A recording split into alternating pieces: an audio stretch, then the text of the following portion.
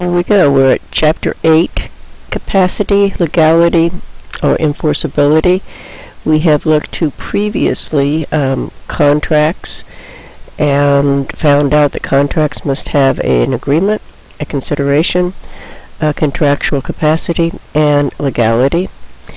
And we also found out there are two types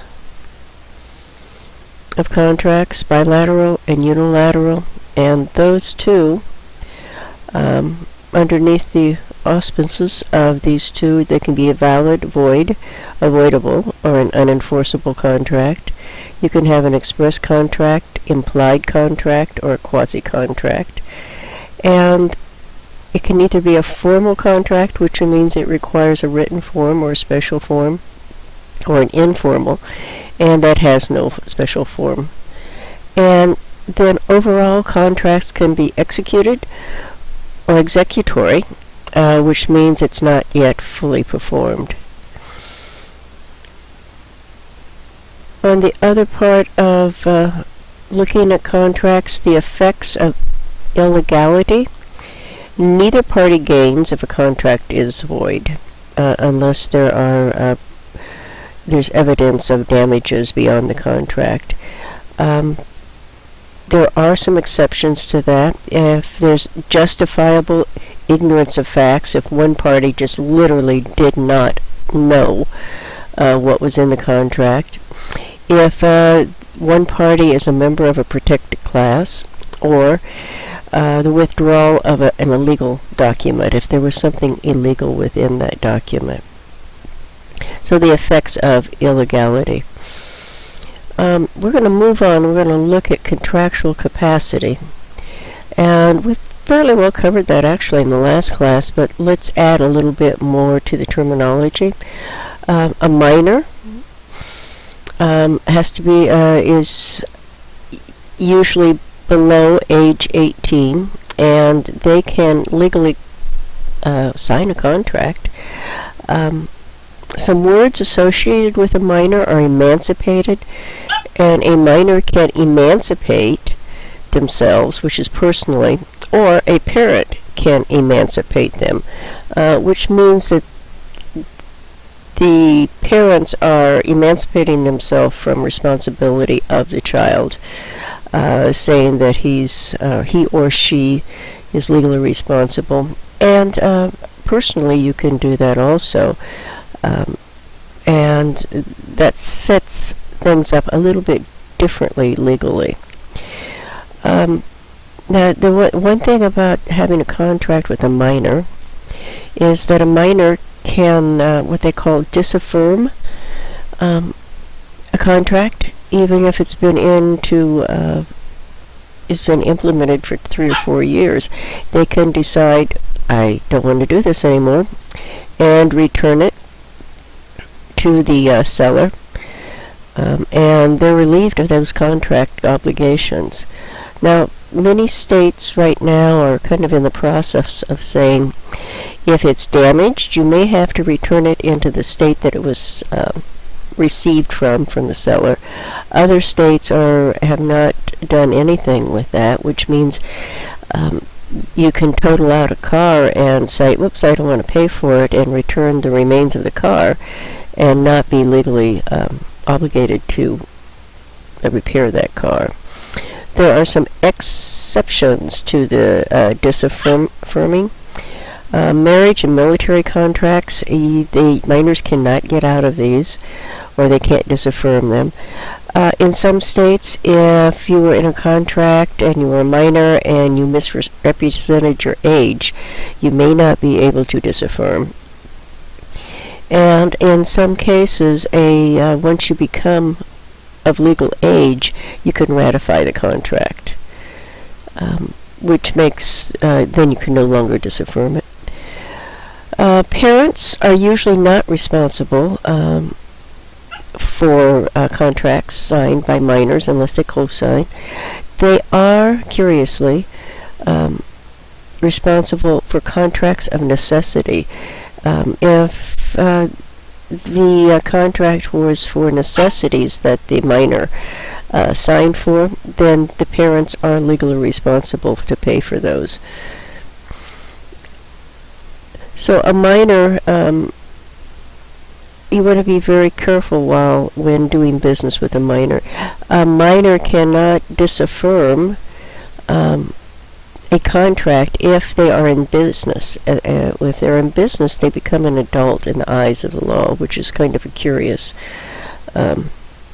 an aside to this. The other thing is, if a minor does go into a contract for necessities, such as food and clothes, they can be held liable to pay for those goods because those are a necessity. That kind of wraps up the minor. The other legal or the other contractual capacity that was looked at in the book are intoxicated persons. And those contracts can either be voidable or valid. If they lack the mental capacity, it's usually void. And that's usually at the option of the intoxicated person at the time. If the person understood the contract, even though they were a little bit tipsy, it could be enforceable. And if the person would like to file on the grounds that they were not in the correct mental state, they would have to be able to prove that in the eyes of the court. And then you have mentally incompetent persons. Usually it's a court-determined incapacity, and they usually have to have a guardian assigned. If that person who has been declared mentally incompetent enters into a contract, it's void. Nobody can press to fulfill that contract. If they're not court-declared, in some cases you still may be able to get it voided. And the other thing is, if a person was competent at the time of the signing of the contract, then the contract would be valid. So there are three areas that you have to look for when you're looking at the contractual capacity. And that's going to be the minor. You're going to have to look for the intoxicated person, and you want to make sure you're dealing with somebody who has a mental capacity and is competent to sign a contract. Let's do a question. Question 1. What are the 4 elements required for a contract? Select all that apply.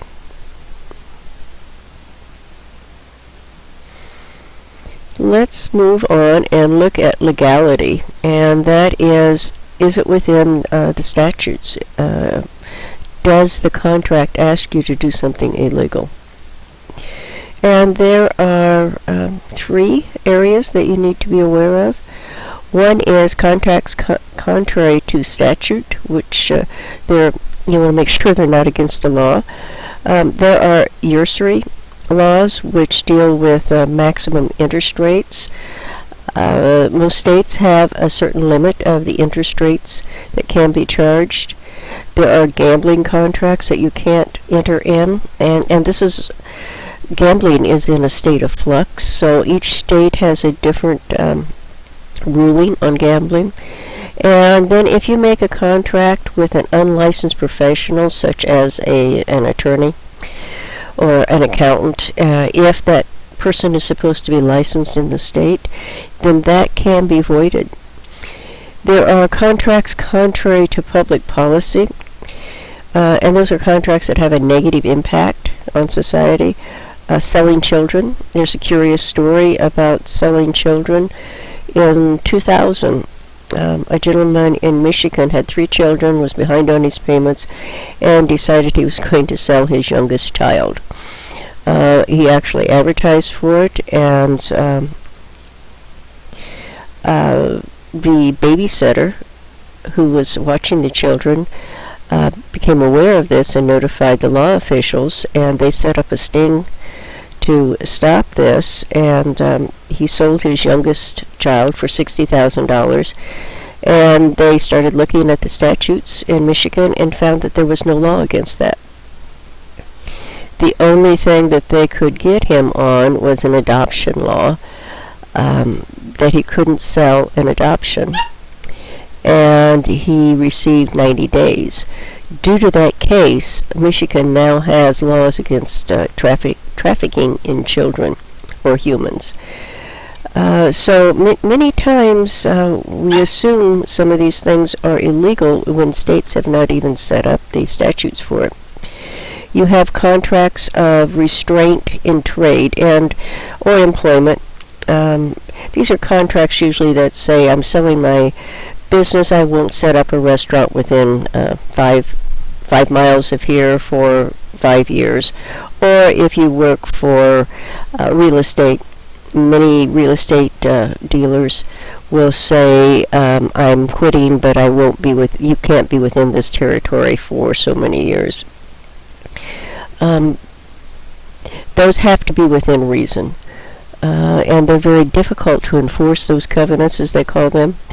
So those are just things to be aware of when you're setting up employment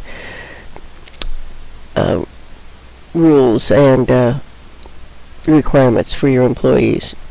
And then you have the unconscionable contracts or clauses.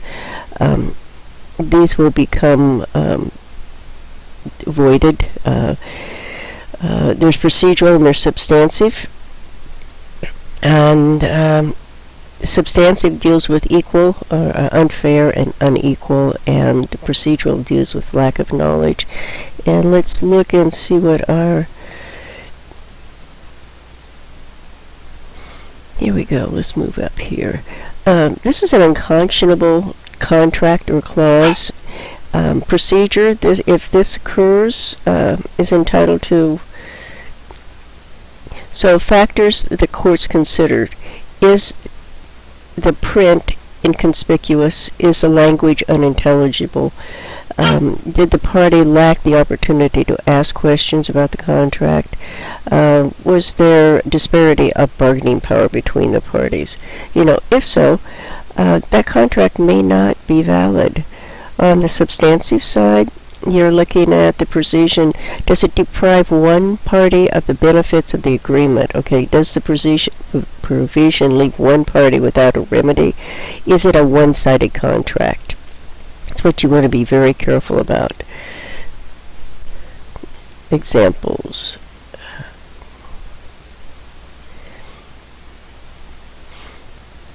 So that kind of, and there's exculpatory clauses, and those are the clauses that sometimes if you go to an event and let's say you're going to zip line across Indianapolis, you may be asked to sign a clause that said if something happens or you are hurt, that the business or establishment is not responsible for it. And there's actually no liability no matter who is at fault. And it kind of depends on the activity. Even if you've signed this, there are some businesses that have a duty to protect you. And if they ask you to sign this type of clause, it could be voided in the court system. Usually things that are not voided are entertainment, such as horseback riding, and that's simply because you have the option. You don't have to do this. You're doing it by your own free will. So those are 3 things to look at. The clauses, the substantive, the procedural, for unconscionable contracts and clauses. And I think we need another question. And the question 2 is true-false. Parents are responsible for their minor children's contracts, even if the parents do not sign the contract.